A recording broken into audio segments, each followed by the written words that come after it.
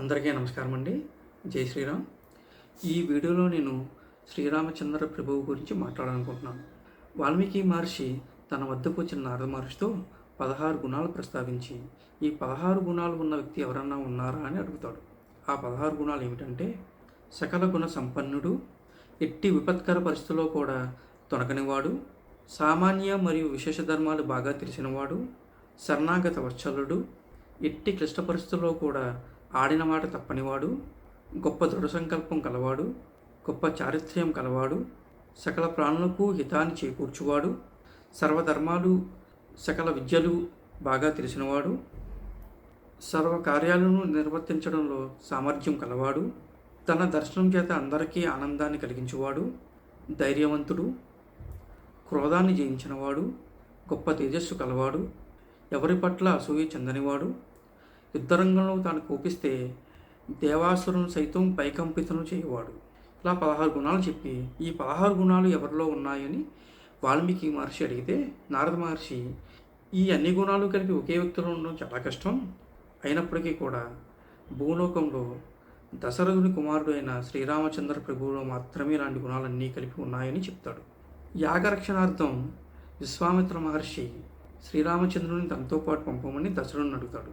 నిజానికి ఆయన యాగాన్ని రక్షించుకోగలడు, కానీ ఎందుకు పంపమన్నాడంటే, రానున్న రామరావణ యుద్ధాన్ని ఆయన ముందే గ్రహించి, ఆయన త్రికాలవేత్త కాబట్టి ముందే గ్రహించి, శ్రీరామచంద్రుడికి సకల విద్యలు నేర్పి ఆయన్ని జగదేకవరునిగా తయారు చేయాలనుకున్నాడు. అది ఒక రీజను. రెండో రీజను, జగన్మాత అయిన సీతాదేవితో శ్రీరామచంద్రుని కలవాలని ఆయన అనుకున్నాడు. తండ్రి ఆనతితో శ్రీరామచంద్ర ప్రభువు విశ్వామిత్రుని వెంట వెళ్ళాడు. ఆయన వెంట వెళ్ళి తండ్రి చెప్పినట్టే ఆయన్ని త్రికరణ శుద్ధిగా అనుసరించాడు.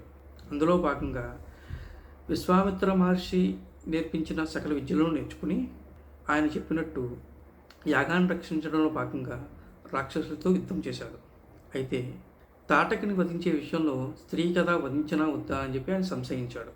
అయితే విశ్వామిత్ర మహర్షి ఏం చెప్తాడంటే, 4 వర్ణాల వారికి చెడు చేసేవారిని, అధర్మవర్తులను రాజకుమారులు సంహరించవచ్చు. ప్రజల హితార్థం, ధర్మరక్షణార్థం రాజులు పాపమైనా లేదా దోషమైనా సరే ఎలాంటి కార్యాన్నైనా చేయాల్సి వస్తుంది. ఈ విషయంలో తాటికి చాలా దుర్మార్గురాలు. ఆమె ఏనాడు ధర్మం చేశారు కదా, ఆమె చేసే పనులన్నీ కూడా అధర్మవర్తమైనవే, కాబట్టి నీవు ఆమెను నిస్సంశయంగా సంహరించవచ్చు అని చెప్తాడు. అందువల్ల శ్రీరామచంద్ర ప్రభువు తాటిని వధిస్తాడు. ఆ తర్వాత శ్రీరామచంద్రుని తీసుకుని మిథిలా నగరానికి వెళ్తాడు. అక్కడ ఒక గొప్ప ధనుసు ఉందని, అది శివుని ధనుసు అని, అది నువ్వు తప్పనిసరిగా చూడాలని శ్రీరామునితో చెప్తాడు. అందువల్ల విశ్వామిత్రుని అనుసరించి, తండ్రి చెప్పాడు కదా ఆయన ఏం చెప్తే చేయమని, కాబట్టి విశ్వామిత్రుని అనుసరించి ఆయన మిథిలా నగరానికి వెళ్తాడు. మార్గ మధ్యలో అహల్యకి శాప విమోచనం చేయడం అని మనకు తెలిసిన విషయాలే. అయితే అహల్య శాప విమోచనం విషయంలో ఒక విషయం చెప్పాలి. అహల్య రాయి అవ్విందని చాలామంది అనుకుంటారు, ఈయన పాదం తగలగానే ఆమెకి శాప విమోచనం కలిగిందని. నిజానికి ఆమె రాయి అవ్వలేదు. ఆయనకి శాపం ఏమిటంటే, గౌతముడు ఇలా శపిస్తాడు, నీవు అదృశ్యంగా ఉండి తపస్సు చేయి, నీ పాపానికి అదే పరిహారం. రామచంద్ర ప్రభువుగా నారాయణుడు వస్తాడు. ఆయన వచ్చినప్పుడు ఆయన చూపు నీ మీద పడగానే నీకు శాప విమోచనం కలుగుతుంది. అందువల్ల రాముడు రాగానే అప్పుడు దాకా అదృశ్యంగా ఉన్న ఆమె ఎవరికీ కనిపించదు. దేవతలకు కానీ భూలోకంలో ఉన్న వ్యక్తులు కానీ ఎవరికీ కనిపించదు. శ్రీరామచంద్రుడు ప్రభువు రాగానే ఆమెకు రూపం వచ్చి ఆమె కనిపిస్తుంది. అంటే ఆమెకు శాప విమోచనం కలిగింది. ఇది అసలు కదా. శ్రీరాముని తీసుకుని మిథిలా నగరానికి వెళ్ళిన విశ్వామిత్ర మహర్షి ఆ విశేష ధనుస్సును చూపించి, దీనిని శ్రీరాముడు ఒకసారి ఎత్తడానికి ముచ్చటపడుతున్నాడని చెప్పి జనక మహారాజుతో చెప్తాడు. అంతకుముందు ఎందరో రాజులు దాన్ని ప్రయత్నించారు. అక్కడ మహాయాగం జరుగుతుంది. రకరకాల రోజుల్లో, అంటే వేరు రోజుల్లో అక్కడ రకరకాల రాజులు వచ్చి ప్రయత్నించారు, కానీ ఎవరి వల్ల అది ఎత్తడం కుదరలేదు. సరే, పిల్లవాడు కదా, ముచ్చటపడుతున్నాడు కదా, చూడమని చెప్తాడు జనక మహారాజు. శ్రీరామునికి తాను ఇక్కడ ధనుస్సును ఎత్తడం వల్ల సీతాదేవిని వివాహం చేసుకోవాల్సి వస్తుందని కానీ, తాను వచ్చింది స్వయంవరానికని కానీ ఆయనకు తెలియదు. ఆయన ధనుస్సును చూడడంలో ఇష్టంతో, ఆతృతతో ఆ ధనుస్సును ఎత్తి దానికి నారిని సంధించే క్రమంలో అది అనుకోకుండా ఇరిగిపోతుంది. అది ఆయన బలం. వెంటనే జనక మహారాజు ఏ విశేష వ్యక్తి గురించి అయితే, ఏ నారాయణుడి గురించి అయితే తాను వెతుకుతున్నాడో, ఎందుకంటే సీతాదేవి అయోనిజ, ఆ అయోనిజకి నారాయణునిచ్చి పెళ్లి చేయాలని చెప్పి జనక మహారాజు వెతుకుతూ ఉంటాడు. అంటే దైవాంశతో చేయాలని చెప్పి. ఆయన వెంటనే రామ, నీవు ధనుర్భంగం చేసిన కారణంగా ఈ స్వయంవరంలో నీవే విజేతవు, కాబట్టి నువ్వు సీతని పరిణయం ఆడాల్సి వస్తుంది అని చెప్తాడు. అయితే తన వివాహం విషయంలో తన తండ్రిని సంప్రదించమని రాముడు చెప్తాడు.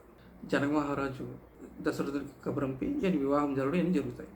ఆ తర్వాత అయితే తిరిగి అయోధ్యకి వెళ్తున్న క్రమంలో మార్గ మధ్యంలో పరశురాముడు వస్తాడు.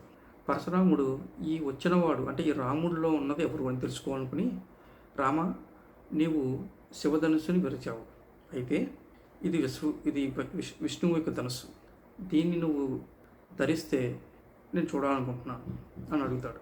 అయితే శ్రీరాముడు ఆ ధనుసును ధరించి బాణాన్ని ఎక్కుపెట్టి విశ్వామిత్ర మహర్షితో ఇలా అంటాడు, మహర్షి, నేను బాణాన్ని ఎక్కుపెట్టిన తర్వాత అది వృధా కాదు. నీవు ఇప్పుడు దాకా సంపాదించుకున్న అన్ని పుణ్యాలను కొట్టమంటావా, లేదు నీ గమనశక్తిని కొట్టమంటావా? గమనశక్తి అంటే ఆయన తలుచుకున్న వెంటనే ఎక్కడికైనా వెళ్ళిపోగలడు పరశురాముడు.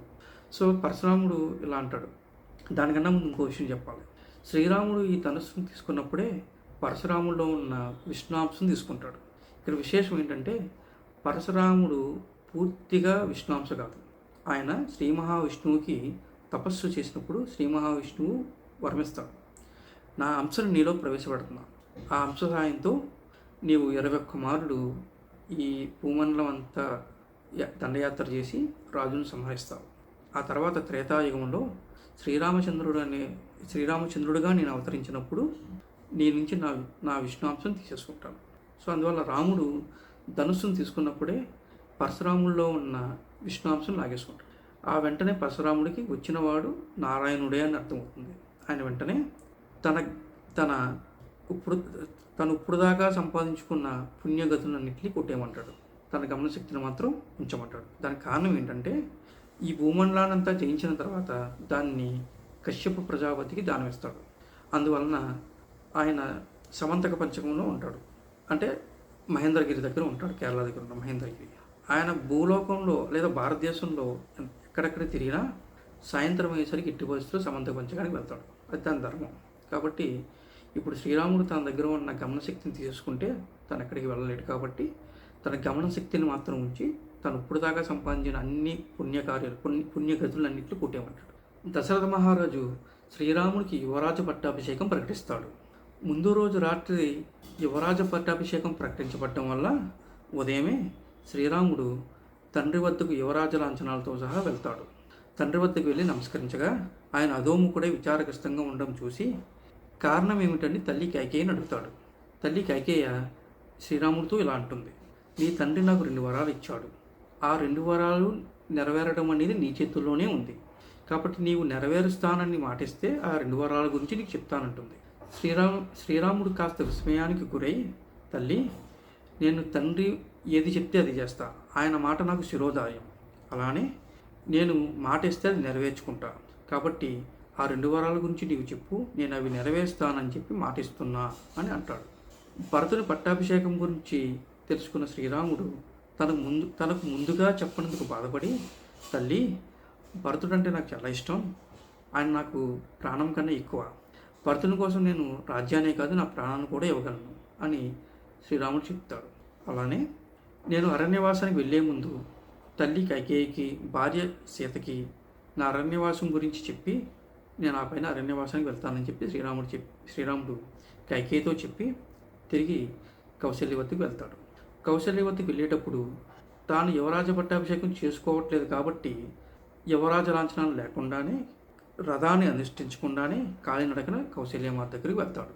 తన వద్దకు వచ్చిన కుమారుని చూసి కౌశల్యమాత వచ్చి కూర్చొని, ఆయన ఇక నేను భోజనం వడ్డిస్తానని చెప్తుంది. అయితే శ్రీరాముడు తల్లితో ఇలా అంటాడు, తల్లి, నేను అరణ్యవాసానికి వెళ్ళే సమయం ఆసన్నమైంది, కాబట్టి నేను ఈ రత్నాసనాల మీద కూర్చోలేను, కేవలం దర్భాసనాల మీద మాత్రమే కూర్చోగలను అంటాడు. కుమారుడు ఈ విషయాన్ని చెప్పగా కౌశల్య మాట ఒక్కసారిగా దిగ్భ్రాంతురాలు అవుతుంది. ఆవిడ ఎంతో బాధపడి పరిపరి విధాల శ్రీరాముడిని అరణ్యవాసానికి వెళ్ళవద్దని బ్రతిమాలుతుంది. ఒకవేళ తాను అరణ్యవాసానికి వెళ్ళాల్సి వస్తే శ్రీరాముడితో పాటు తనను కూడా తీసుకెళ్ళమని శ్రీరాముడిని అభ్యర్థిస్తుంది. ఈ సంభాషణ అంతా వింటున్న లక్ష్మణుడికి ఒకసారిగా కోపం వచ్చి ఇలా అంటాడు, అన్నా, నేను ధనుర్బాణాలు నేను ధనుర్బాణాలు స్వీకరించి రాజ్యంతో సహా దశరథుని కూడా ఓడించి ఈ రాజ్యాన్ని నీకే ఇస్తా అని అంటాడు. అందుకు రాముడు ఈ విధంగా అంటాడు, తండ్రి తల్లి గురువు చెప్పిన మాటని మారు మాట్లాడకుండా నిర్వర్తించాలి. అది కుమారుని యొక్క ధర్మం. అలానే తండ్రి గురువుతో సమానం కాబట్టి ఆయన ఏది చెప్తే అది చేయాలి. ధర్మాన్ని అనుష్ఠించి మాత్రమే అర్ధకామాలు ఉండాలి. ధర్మం లేకుండా అర్ధకామాలు ఉంటే చాలా ప్రమాదకరం. కాబట్టి ధర్మం ప్రధానంగా మాత్రమే అర్ధకామాలు ఉండాలి. తుచ్చమైన రాజ్యం కోసం శాశ్వతమైన కీర్తి పరిస్థితులను నేను వదులుకోలేను. నన్ను ఉషితుల్నిగా తెలుసుకో అని శ్రీరాముడు లక్ష్మణుడితో చెప్తాడు. అప్పుడు కౌశల్యమాత ఇలా అంటుంది, అలా అయితే నేను నీ తల్లిని కాబట్టి నీవు అరణ్యవాసానికి వెళ్ళొద్దని చెప్పి నేను ఆజ్ఞాపిస్తున్నాను అంటుంది. అప్పుడు రాముడు చెప్తాడు, తల్లి, తండ్రి మాట నాకు శిరోధార్యం, అలాగే నీ భర్త మాట నీకు శిరోధార్యం, కాబట్టి నన్ను అరణ్యవాసానికి వెళ్ళనివ్వు. అలానే నీవు నాతో రావడం కుదరదు. భార్యకు భర్తతో ఉండడం మాత్రమే ధర్మం అని చెప్పి శ్రీరాముడు కౌశల్యమాతని ఊరటిస్తాడు. అయితే లక్ష్మణుడు సీతాదేవి కూడా శ్రీరాముడితో పాటు అరణ్యవాసానికి వస్తామని చెప్పి వేడుకోవడంతో శ్రీరాముడు భర్తని తనతో పాటు అరణ్యవాసానికి రావడానికి అనుమతిస్తాడు. అరణ్యవాసానికి వెళ్ళే ముందు తండ్రి వద్దకు వెళ్ళిన శ్రీరాముడిని దశరథుడు ఇలా అంటాడు, రామ, నేను చూడకుండా నేను ఉండలేను. కాబట్టి నువ్వు క్షత్రియ వీరత్వాన్ని అనుసరించి నాతో యుద్ధం చేయి. నన్ను ఓడించి నువ్వు నన్ను చెరసాల్లో పెట్టి ఈ రాజ్యాన్ని ఎలుగు. చెరసాల్లో ఉంటూ నిన్ను చూస్తూ ఈ మిగిలిన జీవితాన్ని గడుపుతాను అని దశరథుడు అడుగుతాడు. అప్పుడు శ్రీరాముడు ఇలా అంటాడు, తండ్రిని సత్యమంది నిలబెట్టేవాడు మాత్రమే కొడుకు. కాబట్టి నేను ఆ పని చేయలేను. నేను అరణ్యవాసాలకు వెళ్ళి తొందరలోనే వచ్చేస్తానని చెప్పి శ్రీరాముడు అరణ్యవాసానికి వెళ్తాడు. శ్రీరాముడితో పాటు అయోధ్య ప్రజలు కూడా అరణ్యవాసానికి వస్తామంటారు. అయితే తన ప్రజలను అరణ్యవాసానికి తీసుకెళ్ళి లేదా అరణ్యాలకు తీసుకెళ్ళి కష్టపెట్టడం ఇష్టం లేక శ్రీరాముడు వారు నిద్రిస్తున్న సమయంలో తమసాన తీరంలో వదిలిపెట్టి చాకచక్యంగా వెళ్ళిపోతాడు. గంగానది తీరంలో విడిచేస్తున్న శ్రీరాముడిని గుహుడు అనేకమైన కానుకలతో భక్ష్యాలతో అంటే తిరుబండారాలతో వచ్చి కలుసుకుంటాడు. అయితే శ్రీరాముడు ఇలా అంటాడు, నేను ఈ 14 ఏళ్ళ అరణ్యవాసంలో కందమూల ఫలాలను తప్పితే ఇంకేమీ తినను. కాబట్టి గుహుడ, ఈ భక్ష్యాలను నీవు నా తండ్రి రథాశ్వాలకు పెట్టు, అవి తింటే నేను తిన్నట్టే అని చెప్తాడు. చిత్రకూట పర్వతం దగ్గర వాల్మీకి మహర్షి ఆశ్రమ పరిసరాల్లో శ్రీరామచంద్రుడు తన ఆశ్రమాన్ని నిర్మించుకుంటాడు. భరతుడు అన్నను తిరిగి రాజ్యానికి తీసుకెళ్లడం కోసం వశిష్ఠ మహర్షి మిగిలిన మంత్రులతో కలిపి అక్కడికి వస్తాడు. భరతుని రాకని అనుమానించిన లక్ష్మణునితో శ్రీరాముడు ఇలా అంటాడు, భరతుని భాతృభక్తి చాలా అమోఘమైనది. అతనికి నేనంటే చాలా ప్రేమ. అలానే భరతుడు అంటే నాకు చాలా చాలా ఇష్టం, నాకు ప్రాణతుల్యం. కాబట్టి లక్ష్మణ, నీవు భరతుని ఏమన్నా అంటే నన్ను అన్నట్టే అని చెప్తాడు. భరతుడు, వశిష్ఠుడు మొదలైన వారు రాజ్యాన్ని తిరిగి తీసుకోమని చెప్పి శ్రీరాముడికి నివేదాలుగా చెప్పినా ఆయన అంగీకరించలేదు. తండ్రిని సత్యమంది నిలబెట్టడమే తన కర్తవ్యమని శ్రీరాముడు చెప్తాడు.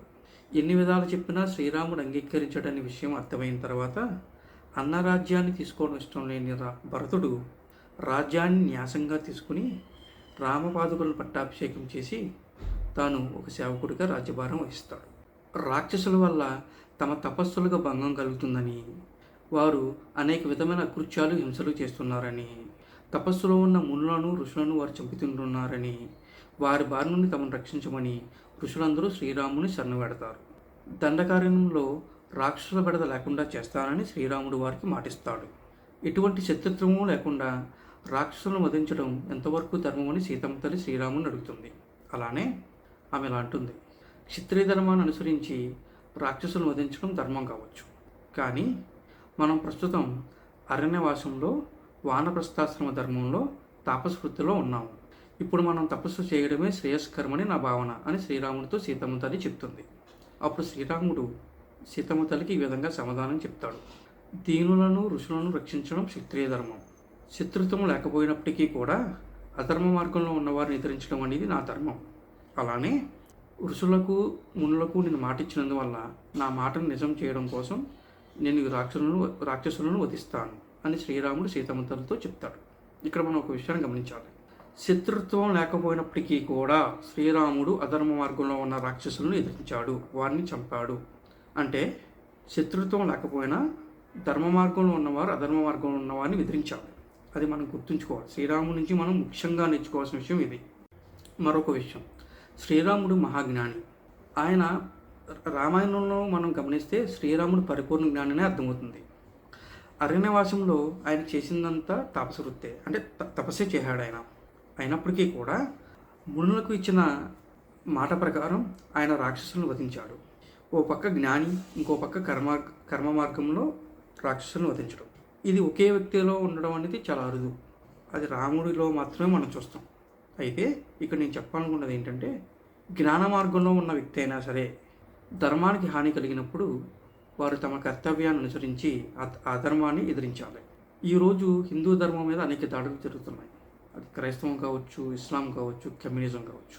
దేశాన్ని అనేక రకాలుగా ముక్కలు చేసి హిందూ మతాన్ని, సనాతన ధర్మాన్ని నిర్వీర్యం చేయడానికి, రూపురేఖలు లేకుండా చేయడానికి వారు అనేక విధాలుగా ప్రయత్నిస్తున్నారు. జ్ఞాన మార్గంలో వెళ్ళే సన్యాసులైనా సరే, సన్యాసాశ్రమంలో ఉన్నవారైనా సరే, పీఠాధిపతులైనా సరే ఈరోజు తమ కర్తవ్యాన్ని గుర్తుంచుకుని వారు హిందూ సమాజాన్ని మేల్కొల్పాలి. అది నా భావన. అది శ్రీరాముడు చంద్రుడి నుంచి మనం నేర్చుకోవాల్సిన విషయం. నిజానికి శ్రీరాముడు చంద్రుడు పరిపూర్ణ జ్ఞానాన్ని చెప్తున్నాను, అందులో ఎలాంటి సందేహం లేదు.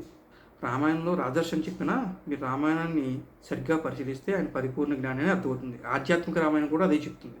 కాబట్టి శ్రీరామచంద్రుడిని అనుసరించి ఇప్పుడున్న వాళ్ళు ఎవరైనా సరే, వాళ్ళు పీఠాధిపతులు కావచ్చు, సన్యాసాశ్రమంలో ఉన్నవారు కావచ్చు, వారు ప్రవచనాలు చెప్పేవారు కావచ్చు, దొంగ తిరుగుడు లేకుండా, ఎటువంటి డౌట్స్ లేకుండా స్ట్రైట్గా పాయింట్ టు పాయింట్ ఎవ్వరు ఈ ధర్మానికి ఈ ధర్మాన్ని ఎవరు అటాక్ చేస్తున్నారు, ఈ ధర్మాన్ని నిర్వీర్యం చేయాలనుకున్నది ఎవరు ముక్కలు చేయాలనుకుంటున్నారు, వారి గురించి నిస్సంశయంగా ప్రజల్ని వారందరూ ఎడ్యుకేట్ చేయాలి.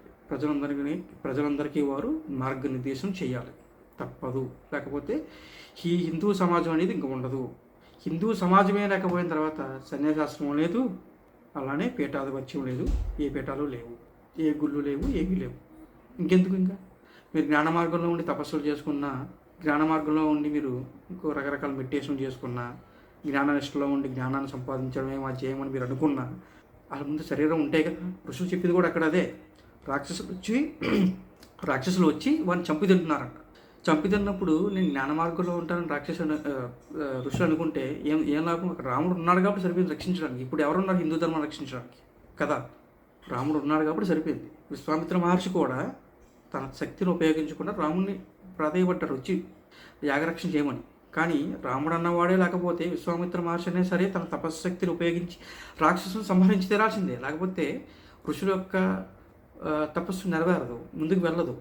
అంటే దీని అర్థం ఏంటంటే, ఇంకో ఆప్షన్ అంటూ లేకపోతే, రాముడు లాగా ఇంకో ఆప్షన్ లేకపోతే ఋషి అయినా, సన్యాసి అయినా, బ్రాహ్మణుడైనా, స్త్రీ అయినా, ఎవరైనా సరే తమ ధర్మాన్ని అనుసరించి తమ ధర్మాన్ని రక్షించడం కోసం ఆయుధం పట్టాల్సిందే. ఆయుధం కాకపోతే జనాన్ని మొబిలైజ్ చేయాలి. At least they have to educate the people. అది వేదమే చెప్తుంది అన్నమాట. ఈ విధంగా శ్రీరాముడు అరణ్యవాస పర్యంతం ఓ పక్క తపస్సు, మరో పక్క రాక్షస సంహారం చేస్తూ గడిపాడు. ఇలా 13 ఏళ్ళు గడిచిన తర్వాత శ్రీరాముడు గోదావరి నది తీరంలో పర్ణశాలను ఏర్పరచుకుని అక్కడ నివాసం ఉన్నాడు. అక్కడ కలిసిన జటాయువు సీతమ్మ తల్లిని తాను సంరక్షిస్తూ ఉంటానని మాటిస్తాడు. ఆ తర్వాత శూర్పణఖ వృత్తాంతం మనకు తెలిసిందే. అయితే శూర్పణఖ తీసుకొచ్చిన కరదూషణాదులని 14,000 మందిని శ్రీరాముడు ఒక ముహూర్త కాలంలో సంహరిస్తాడు. వారిలో అకంపునుడు అనేవాడు ఒకడు బయటపడి, ప్రాణంతో బయటపడి రావణాసుడి దగ్గరికి వెళ్ళి, దండకార్యంలో ఉన్న మన రాక్షసులందరూ శ్రీరాముడు సంహరించాడు కాబట్టి నీవు ఆయన భార్య అని సీతమ్మ తల్లిని అపహరించుకుని మన లంకా నగరాన్ని తీసుకురా అని సలహా ఇస్తాడు. రావణాసుడు లేదు, నేను వెళ్ళి యుద్ధం చేస్తా అంటాడు. అలా కాదు రావణ, శ్రీరాముని వేగం ముందు నువ్వు తట్టుకోలేవు. ఆయన ఎప్పుడు బాణం తీస్తున్నాడో, ఎప్పుడు ధనుసుకు తొడుగుతున్నాడో, ఎప్పుడు వదులుతున్నాడో ఎవరికీ కనపడలేదు. ఆ వేగాన్ని నువ్వు తట్టుకోలేవు కాబట్టి ఆయన భార్యని మాత్రం అపహరించి తీసుకొస్తే శ్రీరాముని మనం దెబ్బతీసినట్టే అని సలహా ఇస్తాడు. సరే అని చెప్పి రావణాసురుడు మారీచుని దగ్గరికి వెళ్తాడు. వెళ్ళి సహాయం అడుగుతాడు. అప్పుడు మారీచుడు చెప్తాడు, రాముని గురించి నీకు తెలియదు, ఆయన చాలా పరాక్రమశాలి. ఆయన 16 ఏళ్ళ వయసు ఉన్నప్పుడు నన్ను ఒకసారి కొడితే నేను 100 యోజనాల దూరంలో ఉన్న సముద్రంలో పడ్డాను. ఆ తర్వాత కొంతకాలానికి నేను మళ్ళీ అడవిలో రాముడు కనిపిస్తే పాత శత్రుత్వం గుర్తొచ్చి మళ్ళీ నేను మృగరూపం ధరించి రాముడి మీద అటాక్ చేయడానికి ట్రై చేశాను. కానీ శ్రీరాముడు మళ్ళీ కొడితే నేను అదేవిధంగా పడ్డాను. అప్పటి నుంచి నేను ఈ హింసాకాండ వదిలేసి గుహలో తపస్సు చేసుకుంటూ నేను కేవలం దైవజ్ఞానంలో ఉన్నాను. రా అనే అక్షరంతో మొదలయ్యే ఏ పదాన్ని విన్నా నాకు రామ అనే పదం వినాల్సి వస్తుందని చెప్పి ఎంతో గుబులుగా ఉంటుంది. అంతటి పరాక్రమశాలి శ్రీరాముడు. నీకు ఈ సలహా ఎవడైతే ఇచ్చాడో వాడు మహా దుర్మార్గుడు. నీ రాజ్యాన్ని మొత్తం సర్వనాశనం చేయడం కోసం, నిన్ను, నీ రాజ్యాన్ని, నీ పరివారాన్ని సర్వనాశనం చేయడం కోసం నీకు సలహా ఇచ్చాడు. కాబట్టి నా మాట విని నువ్వు వెనక్కి వెళ్ళిపో అని సలహా ఇస్తాడు. అప్పుడు రావణాసుడు తిరిగి వెనక్కి వెళ్ళిపోతాడు. ఇది మనం ఏ సినిమాలోనూ ఏ సీరియల్లోనూ ఎక్కడ చూడం. రావణాసుడు ఫస్ట్ వెనక్కి వెళ్ళిపోతాడు. తర్వాత శూర్పణకు వెళ్ళి రావణాసుడిని మళ్ళీ రెచ్చగొడుతుంది. అన్న, నా ముక్కు చెవులు కోసిన వాడిని, మన రాక్షసులందరినీ సంహరించిన వాడిని వదిలేయడానికి నీకు సిగ్గు లేదా, నీకు పౌరుషం లేదా అని రెచ్చగొడుతుంది. అలానే ఆమె రావణుడితో ఇంకో మాట కూడా చెప్తుంది. ఒకవేళ రాముడితో ఆమె రావణాసుడితో ఇంకో విధంగా కూడా చెప్తుంది. ఏమని చెప్తుందంటే, ఒకవేళ రాముడితో నువ్వు శత్రుత్వం పెట్టుకోవడం ఇష్టం లేదు అని నువ్వు అనుకున్నా ఒక మాట గుర్తుపెట్టుకో, శ్రీరాముడు ఋషులకు మాట ఇచ్చాడు. తాను రాక్షసులందరినీ సంహరిస్తానని మాట ఇచ్చాడు. ఆ మాట ప్రకారం నీవు రాముడితో శత్రుత్వం పెట్టుకోకుండా లంకలోనే ఉన్నా రాముడు వచ్చి నిన్ను సంహరిస్తాడు. ఎందుకంటే ఋషులకు మాట ఇచ్చాడు, రాక్షసులను సంహరిస్తాను, ఈ భూమి మీద ఉన్న రాక్షసులందరినీ సంహరిస్తానని మాట ఇచ్చాడు. కాబట్టి నువ్వు రాముడి దగ్గరికి వెళ్ళి రాముడితో శత్రుత్వం పెట్టుకోకపోయినప్పటికీ కూడా శ్రీరాముడే వచ్చి నేను వధిస్తాడు. అంటే నువ్వు వెళ్తే రాముడితో యుద్ధం చేసి మరణిస్తాను అనుకుంటున్నావు, నువ్వు వెళ్ళినా మరణిస్తావు, వెళ్ళకుండా ఇక్కడ ఉన్నావు, వచ్చి శ్రీరాముడు వచ్చి నేను వధిస్తాడు. కాబట్టి నువ్వేమీ చేయకుండా ఉండడం కన్నా నువ్వు ఏదో విధంగా నీ పగ తీర్చుకోవడం మంచిది కదా, మన రాక్షసులంతా ఆయన చెప్పాడు కదా అని రావణాసుడికి నూరిపోస్తుంది.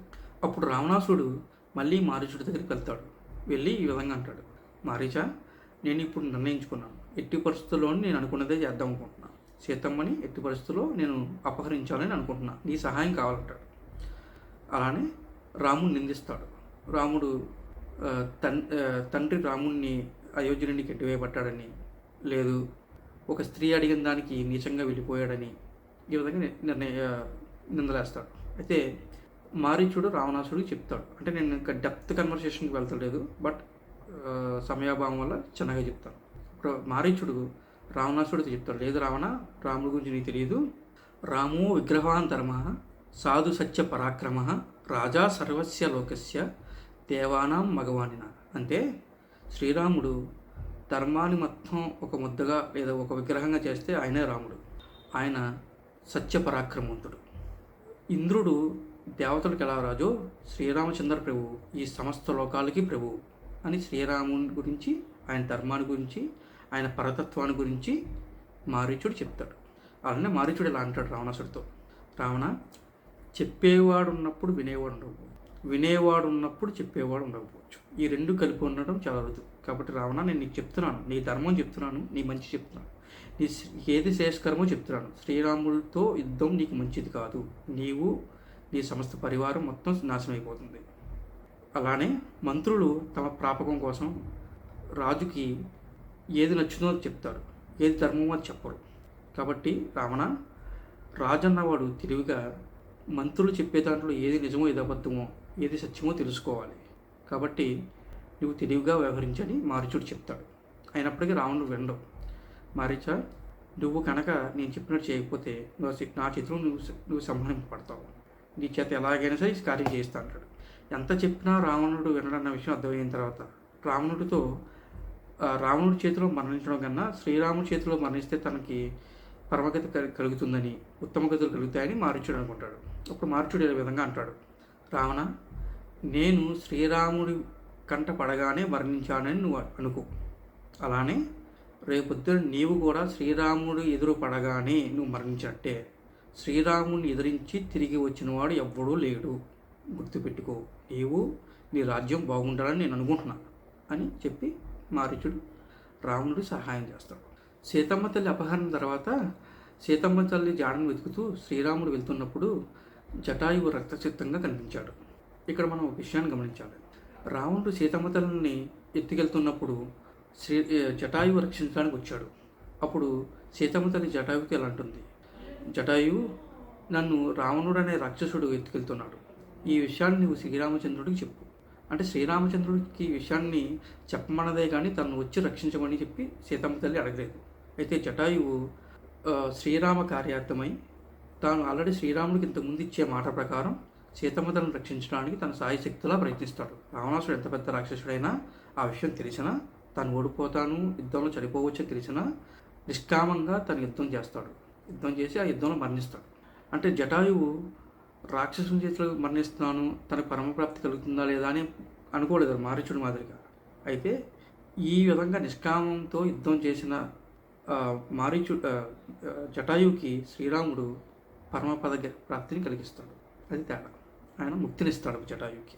మారీచుడికి స్వర్గాధిగతులు కలిగి ఉండొచ్చు, కానీ నిష్కామంగా యుద్ధం చేసి మరణించిన జటాయువుకి శ్రీరాముడు ముక్తినిచ్చాడు. అది తేడా. ఆ తర్వాత శ్రీరామచంద్ర ప్రభు మార్గ మధ్యలో శబరిని ఆశ్రమానికి వెళ్తాడు.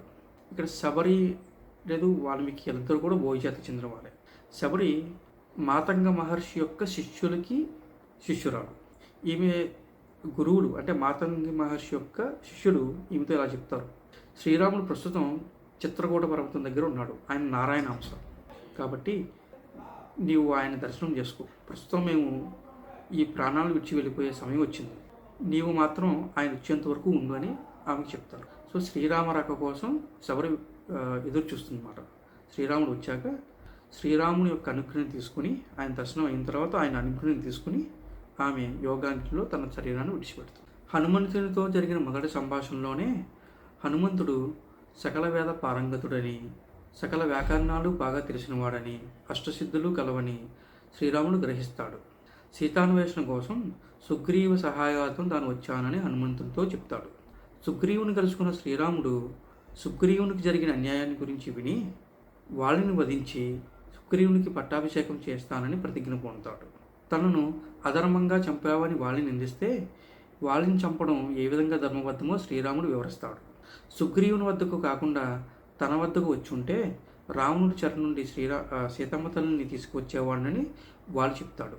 అయితే నీవు కూడా పరుని వారిని చెరబట్టావు, నీ తమ్ముడు సుగ్రీవుని వారిని నువ్వు చెరబట్టావు, కాబట్టి నేను నీ సహాయం ఎలా తీసుకోగలను అని శ్రీరాముడు వాడితో చెప్తాడు. వాళ్ళ కోరిక మేరకు అంగదునికి యువరాజు పట్టాభిషేకం చేయమని సుగ్రీవుని శ్రీరాముడు ఆజ్ఞాపిస్తాడు. వనవాస దీక్షలో ఉన్న శ్రీరాముడు 14 ఏళ్ల పాటు కూడా ఎటువంటి జనపదంలో అడుగుపెట్టలేదు. అది కిష్కింధలో కావచ్చు, గౌడి యొక్క రాజ్యంలో కావచ్చు, అలాగే లంకలో కావచ్చు, శ్రీరాముడు ఎట్టి పరిస్థితుల్లో అడుగుపెట్టలేదు. వర్షాకాలం అనంతరం తిరిగి రావాల్సిన సుగ్రీవుడు ఇంకా రాకపోవడంతో మనస్తాపం చెందిన శ్రీరాముడు వాళ్ళని చంపిన అదే బాణం ఇంకా ఉందని సుగ్రీవునికి ఒకసారి గుర్తు చేయమని లక్ష్మణుడితో అంటాడు. కోపోద్రిక్తుడైన లక్ష్మణుడు సుగ్రీవుని సంహరిస్తానంటే, లేదు అలా కాదు, కేవలం నువ్వు హెచ్చరిస్తే సరిపోద్ది లక్ష్మణ అని చెప్తాడు. లక్ష్మణుడు సుగ్రీవుడి దగ్గరికి వెళ్ళి హెచ్చరించడం, సుగ్రీవుడు తిరిగి రావడం జరుగుతుంది. సుగ్రీవునిపై ప్రయత్నపూర్వకంగా తెచ్చుకున్న కోపాన్ని శ్రీరాముడు తన మాట విననందున సముద్రుడిపై కూడా ప్రయత్నపూర్వకంగానే కోపాన్ని తెచ్చుకుంటాడు. తనను శరణుదొచ్చిన విభీషణుడికి శ్రీరాముడు అభియానిస్తాడు. అందుకు మిగతా వానరులు వ్యతిరేకిస్తే శ్రీరాముడు ఇలా చెప్తాడు: విభీషణుడే కాదు, రావణాసుడే వచ్చి తను శరణుదొచ్చినా తనకు అభియానిస్తాను. తనను ఎవరు శరణుదొచ్చినా అభియాన్ని ఇవ్వడం అనేది తన ప్రతిజ్ఞ అని శ్రీరాముడు చెప్తాడు. రావణుడు పంపగా వచ్చిన శుకుడు, సారుడు అనే గురచారులు దొరికిపోతే శ్రీరాముడు దయతో వారిని విడిచిపెట్టమని చెప్పి వారికి సమస్త సైన్యాన్ని చూపించమని చెప్తాడు. కేవలం సైన్య బలంతో, శస్త్రాస్త్రాలతో యుద్ధాలు గెలవరని, ధర్మం, సత్యం, నీతి, రుజువర్తనం అనే ధార్మిక ఆధ్యాత్మిక శక్తులు కూడా యుద్ధానికి అవసరమని శ్రీరాముడు తన బలాన్ని చెప్పకనే చెప్తాడు. మాయాయుద్ధం చేసే ఇంద్రజిత్తు బ్రహ్మాస్త్రాన్ని ప్రయోగింపగా శ్రీరాముడు లక్ష్మణుడితో ఇలా అంటాడు: లక్ష్మణ, వచ్చేది బ్రహ్మాస్త్రం, మనం పతిగా ఇంకో బ్రహ్మాస్త్రాన్ని ప్రయోగించి వినాశనం చేయొద్దు. కాబట్టి మనిద్దరం బ్రహ్మాస్త్ర తాపాన్ని భరించడానికి సిద్ధమవుదామని చెప్తాడు. ఆ బ్రహ్మాస్త్రం వల్ల శ్రీరామచంద్రుడు, లక్ష్మణుడు కొందరు మూర్చపోతారు. 60 కోట్ల వానరులు చనిపోతారు కూడా. అయితే జామవంతుడు హనుమంతుని సంజీవుని తీసుకురమ్మని చెప్తాడు. ఆ సంజీవుని వల్ల మరణించిన వారందరూ బతుకుతారు. రాక్షసులు బ్రతకలేదా అంటే రావణాసుడు పనిచేశాడు ఇక్కడ, ఒక తింగర పని. తన వైపు చాలా తక్కువ మంది మరణించారని చూపించడం కోసం చనిపోయినప్పుడల్లా రాక్షసులందరినీ సముద్రంలో పడేయమని కొత్త విభాగాన్ని పెట్టాడు. వాళ్ళందరూ పని ఏంటంటే చనిపోయిన వెంటనే రాక్షసుని తీసుకెళ్ళి సముద్రంలో పడేయడం. అందువల్ల వాళ్ళు సముద్రంలో పడేయబడ్డారు కాబట్టి వాళ్ళెవరు భూమి మీద లేదు కాబట్టి వాళ్ళందరూ తిరిగి బతకలేదు. కేవలం వానర సైన్యం మాత్రమే బతికింది. అలానే మరో సందర్భంలో రావణాసుడు వేసిన శక్తి వల్ల ఆ లక్ష్మణుడు మూర్చిపోతాడు. అప్పుడు ఎంతో కలిసి చెందిన శ్రీరాముడు ఇలా అంటాడు: లక్ష్మణుడు తనకు బహిర్ప్రాణమని, ఇక ఈ యుద్ధంతో కానీ రాజ్యంతో కానీ తన పని లేదని శ్రీరాముడు అంటాడు. అలానే ఏ రాజ్యానికి వెళ్ళినా ఏ దేశానికి వెళ్ళినా భార్య దొరకవచ్చు లేదా బంధుమిత్రులు దొరకవచ్చు, కానీ లక్ష్మణుడు వంటి తమ్ముడు దొరకడని శ్రీరాముడు చాలా బాధపడతాడు. ఆ తర్వాత మళ్ళీ హనుమంతుడు వెళ్ళి సంజీవుని తీసుకొచ్చి లక్ష్మణుని ప్రతించడం మనకు తెలుసు. ఈ విధంగా సంజీవుని 2 సార్లు స్వామి హనుమ తీసుకొస్తారు, ఒకసారి కాదు. రావణాసురుడు ఇంద్రజిత్తు ఎన్ని మాయయుద్ధాలు చేసినా ఎన్ని అధర్మమైన విధానాలు పన్నినా కూడా ఎక్కడా కూడా ధర్మాన్ని తప్పకుండా వానర సైన్యం శ్రీరాముని యొక్క నేతృత్వంలో యుద్ధం చేసింది. యుద్ధానంతరం శ్రీరాముడు అయోధ్యలో ఉన్న పామర జనం యొక్క అవగాహన రాహిత్యాన్ని తమ వంశగౌరవాన్ని దృష్టిలో పెట్టుకుని సీతమ్మ తల్లితో ఇలా అంటాడు: నీవు నీకు పుత్రుల వంటి లక్ష్మణుని ఇంట కానీ భరతుని ఇంట కానీ ఉండవచ్చు, లేదా నీకు సేవకుని వంటి సుగ్రీవుని ఇంట కానీ ఉండవచ్చు అని చెప్తాడు. శ్రీరాముని యొక్క ఆంతర్యాన్ని అర్థం చేసుకున్న సీతమ్మ తల్లి లక్ష్మణునితో చితిపేర్చమని తాను అగ్ని ప్రవేశానికి సిద్ధపడుతుంది.